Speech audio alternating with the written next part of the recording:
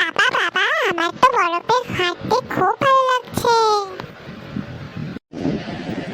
হ্যাঁ হাদু, আমরা প্রত্যেক বছর গরমকালে ছুটিতে এরকম ঘুরতে আসবো।